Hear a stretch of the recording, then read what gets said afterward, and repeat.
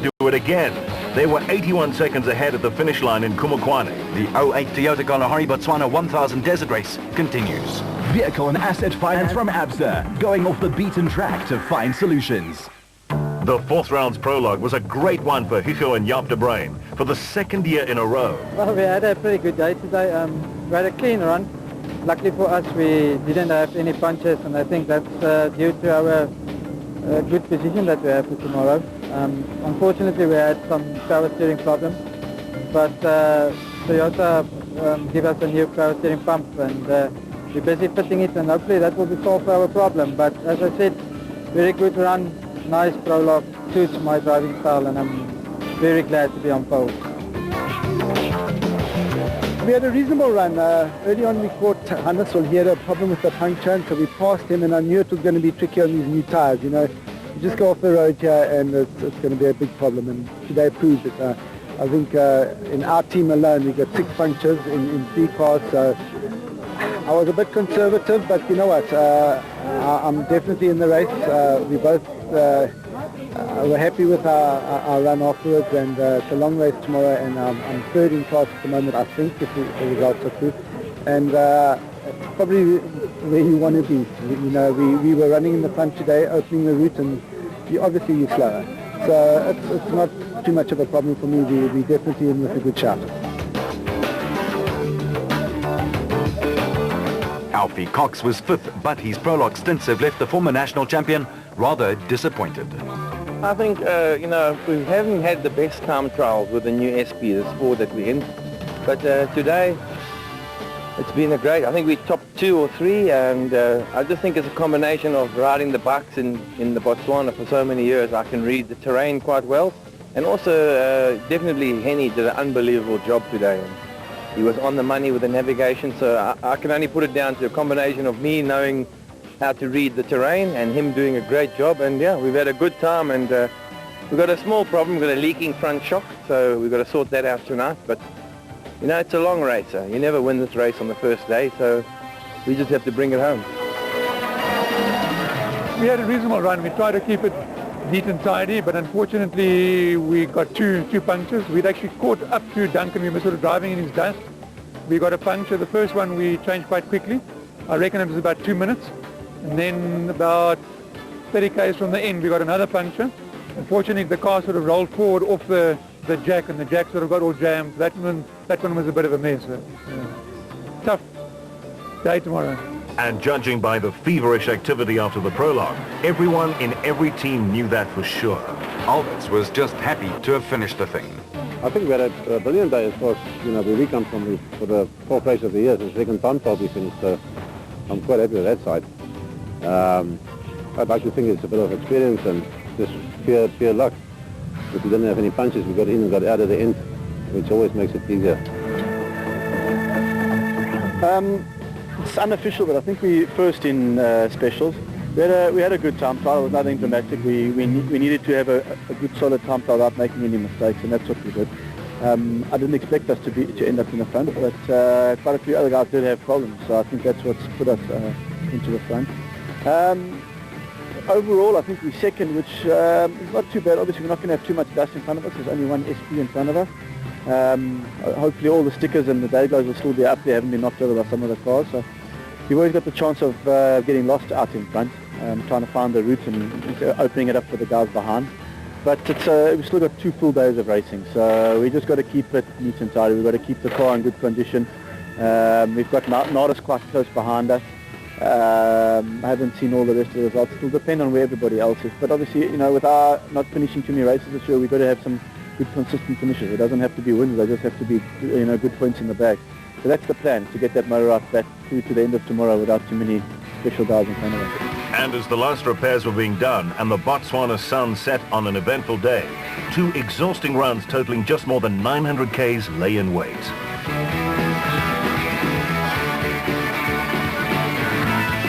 Day 2 of the 2008 Toyota Kalahari Botswana 1000 Desert Race dawned as they always do in this part of the world.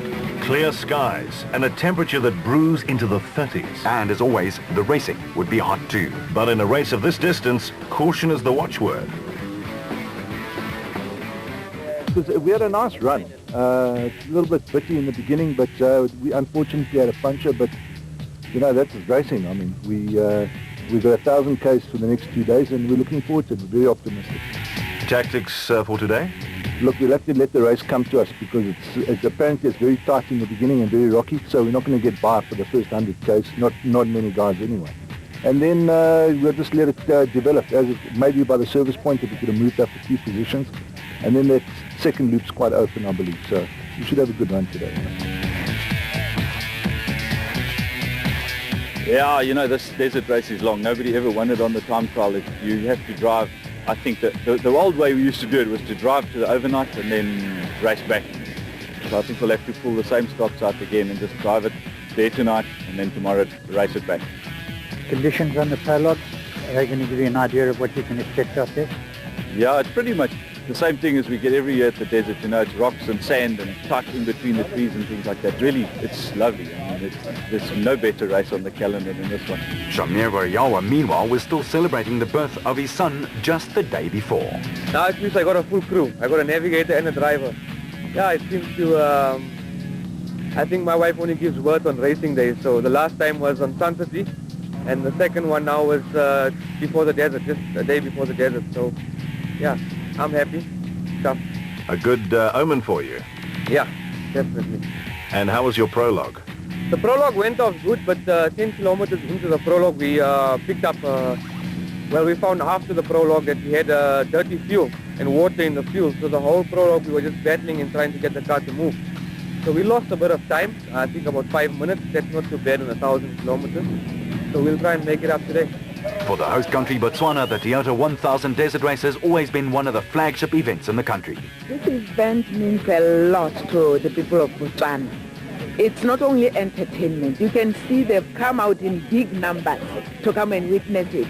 But it's not only that. It's not only that what causes the excitement. We are going to gain from it. You know, all these many people today will be buying from the shops. We have so many visitors, not only Botswana, but even from outside the country. So it really means a lot. And leading off from the line means a lot too. Yes, sir. No dust for the De Brains and the Micron Excel dealer team Toyota as they led the procession off 59 cars from the start line and on their way. And their charge wasn't the only one in good voice. Hutchinson and Bergman's bat also singing along. Anthony Taylor, national track champion, was delighted with his third place off the line in the Castor Toyota. With Chris Visser and Jaapie Badenhorst in a similar Toyota Hilux, third off the line in the SP class. The De Brains clearly meant business and were aggressive from the flag dropping. With an even more aggressive driver, Hutchinson is giving the motorized bat wings. Well, almost.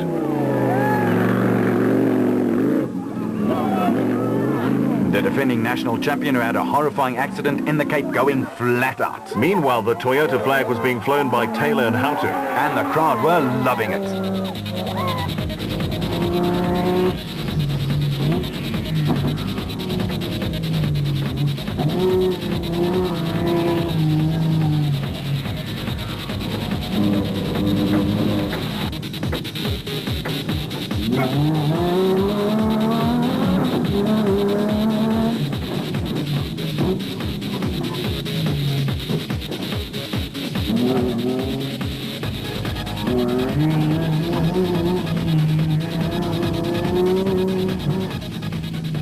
But this exacting race throws everything at you. Visser and Badenhorst taking a softly, catchy monkey approach over the rocky stuff.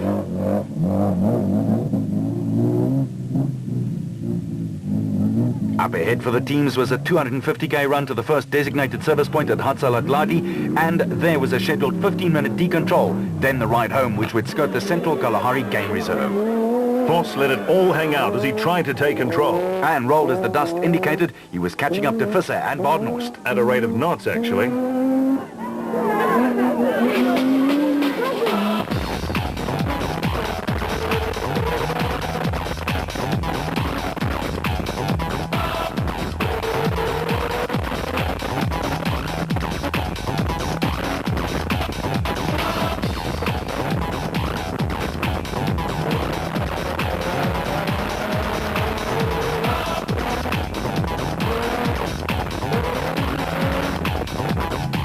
Specials with a huge travel on the shocks and suspension were eating up the rough stuff. Matthews and Smith, third in Class A and going well.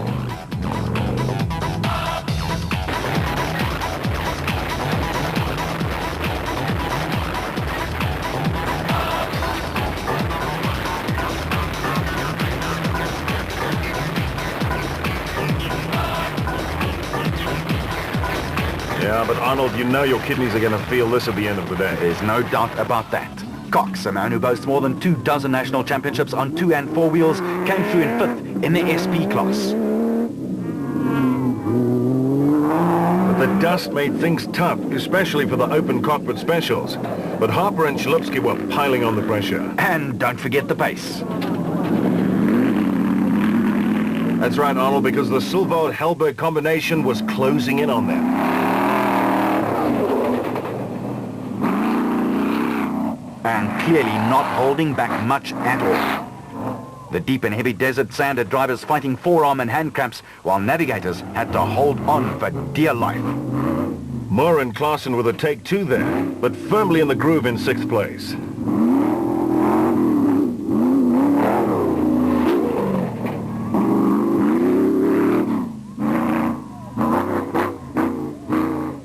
Regents Whitehouse and Carlson had started off smoothly and continued to take on the desert just like that. And that's probably not the worst way to negotiate your way around, is it, Arnie? Well, wouldn't quite know, haven't been there yet, but I assume so. With 500 k's of racing planned for the day, definitely not the wrong strategy. The newcomers, Thompson and Haviland, were doing the same thing. With the new look Silvold Racing Bat Spec 4 filling 7th place and looking nicely in control of things. With the designated service points for bicycles temporarily out of service, Gary Gillingham and VZ van Sale in the Shellbat had kept their spot in the top 10. And then the Class P leader and championship leaders, the 2 Dons, Thompson and Blakely Zarko, blasted past. With his O'Mattins in their Obi Nissan still at the head of affairs in Class D. Talking brothers, in Class P, the brothers White, that's David and Gary, were trying to close the gap in their Rubicon Bat.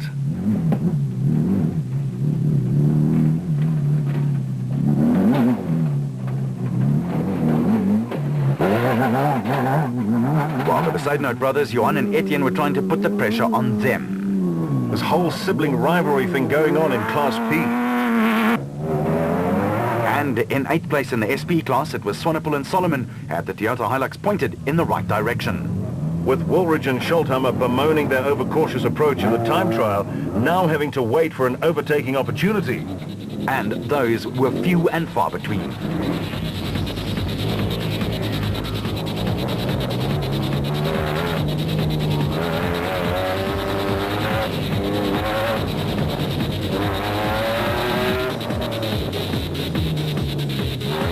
After the first 70 k's of racing, the order on the road, the De Bruins setting the pace for the Toyotas, 1-2. As a matter of fact, 6 Toyotas in the top 10. A great showing for the Johannesburg-based company.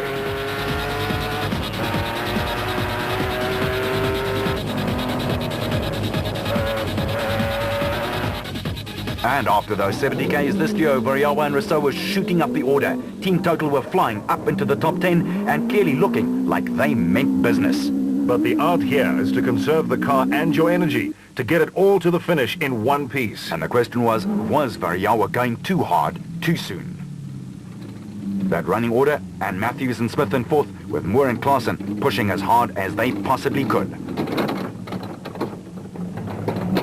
While Thompson and Blakey, the 2 Dons in 9th, and Variawa and Rousseau up into the top 10. As for Bantonda and Guelph in the Ford Ranger, they were going nowhere. At least not until they started it again after their wrong slot and stall.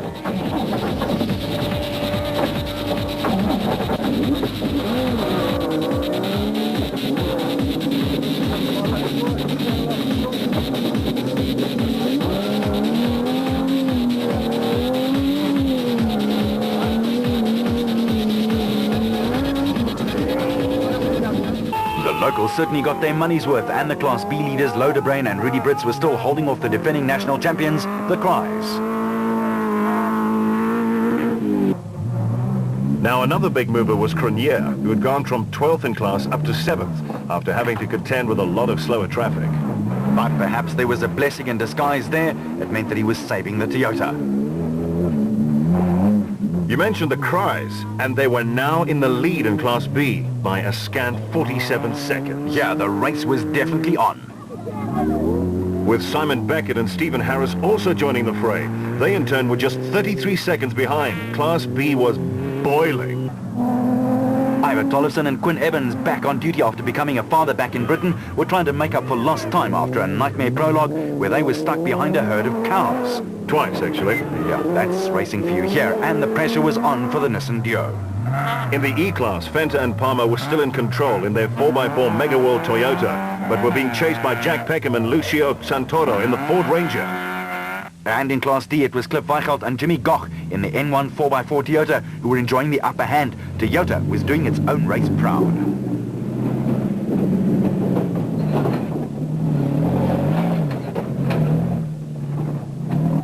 But they would not have it all their own way. The Raceonics team of Coetzee Labuskaghni and Johan Gerber was just 57 seconds back and closing on the Class D leaders.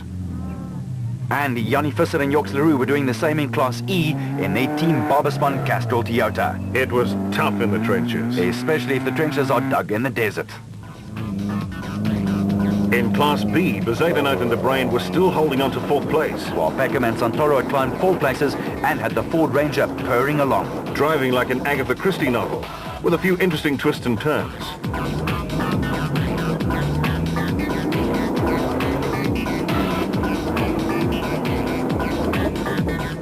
Meanwhile, Krobler has not exactly had the happiest of seasons. This time he had a 30-minute stop to repair a spring on the accelerator mechanism, not first prize. We're back right after this. Vehicle and asset finance from ABSA, overcoming all obstacles.